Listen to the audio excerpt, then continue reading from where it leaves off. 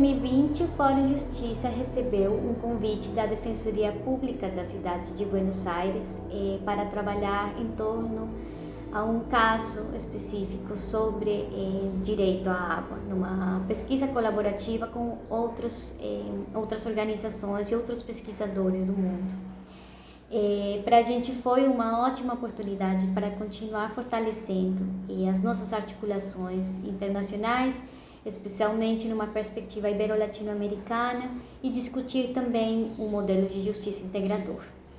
Então a ideia foi escrever um artigo e nesse caso a gente entrou em contato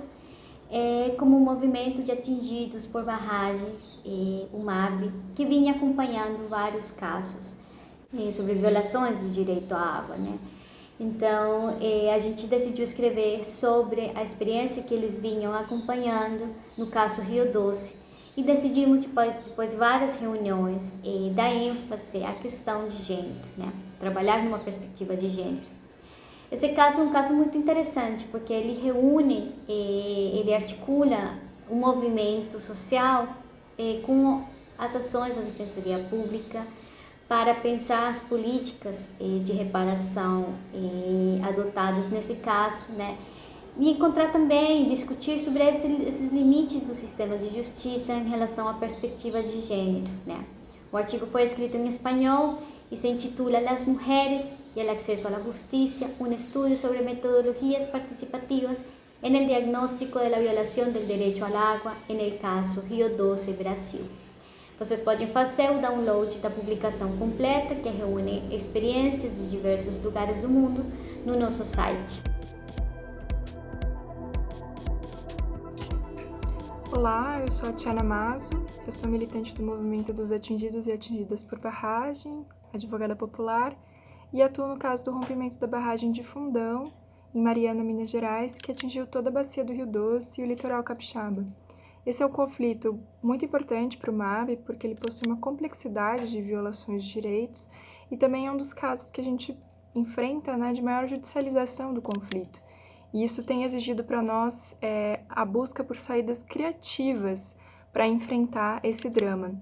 Um dos grupos prioritários da nossa atuação nesse caso são as mulheres atingidas, que nós entendemos que são mais vulnerabilizadas pelo conflito. São as mulheres que apresentam os índices maiores de analfabetismo, de problemas de acesso ao sistema reparatório da própria Fundação Renova, e também a partir das mulheres que nós coletamos vários relatos de violação de acesso ao direito à água. E foi por isso, né, que ao chegar o convite do Fórum Justiça para a gente trabalhar num artigo conjunto sobre esse tipo de impacto, analisando o acesso à justiça, analisando o direito à água sobre uma perspectiva crítica, a gente recebeu super bem. E ao longo do ano passado todo a gente fez essa parceria com o Fórum, tivemos longas reuniões e debates,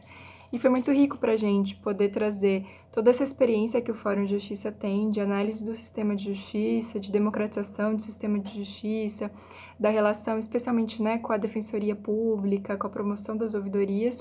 para o nosso trabalho. E aí a gente trouxe nesse artigo que a gente escreveu, que foi publicado pela Defensoria Pública da Argentina numa revista, né, uma coletânea com vários outros trabalhos, a gente está justamente discutindo essa problemática. E no caso das mulheres atingidas, na bacia do Rio Doce, a gente fez uma parceria com a Defensoria Pública.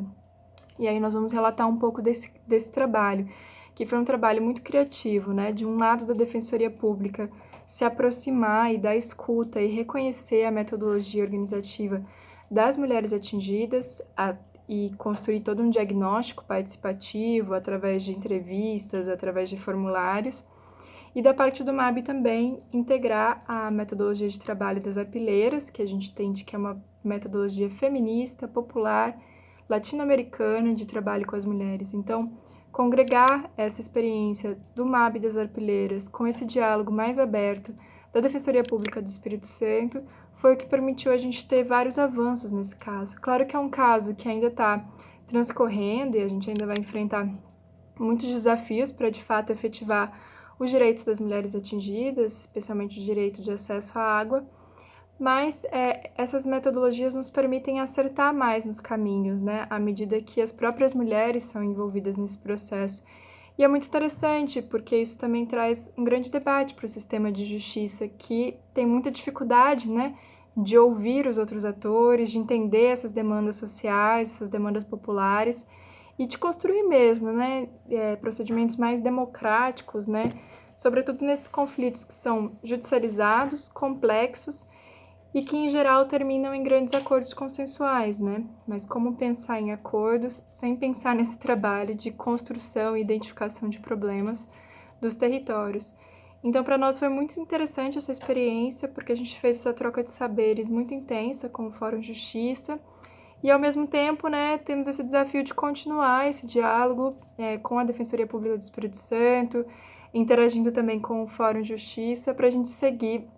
nesse trabalho de efetivação de direitos